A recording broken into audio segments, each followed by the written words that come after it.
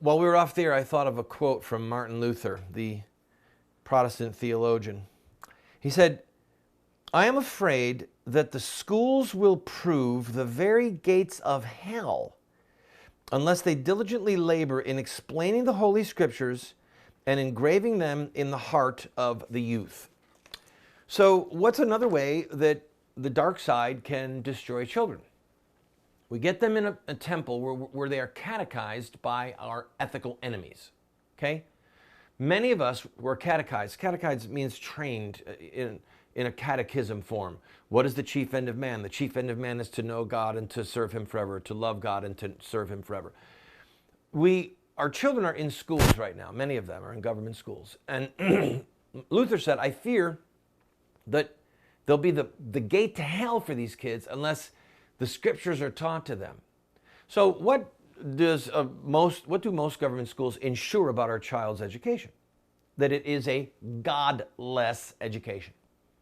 It's godless. God is not involved in science. God is not involved in math. God is not involved in art, in all things beautiful. Whatsoever things are good and lovely and pure and true, think on these things. No, that's not what government schools are about right now. They've taken away what do you call it? Script writing. Do you know that most schools now are just doing print instead of longhand? Which has very detrimental effects on kids' brains. Writing in longhand has been shown to have great benefit to the human brain. They're taking it away. I don't have to go down the path of how dumb they have made our American schools, okay? We're 26th on the list for, what did I just read? We're 26th for math or something in the civilized world, in the industrialized world. Kids graduate not knowing how to read the label on a birth control device, okay? They know how to use it, but they can't read the label. That is satanic. That's what's going on in our schools.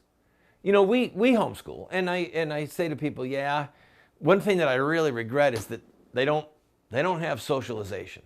It vexes me.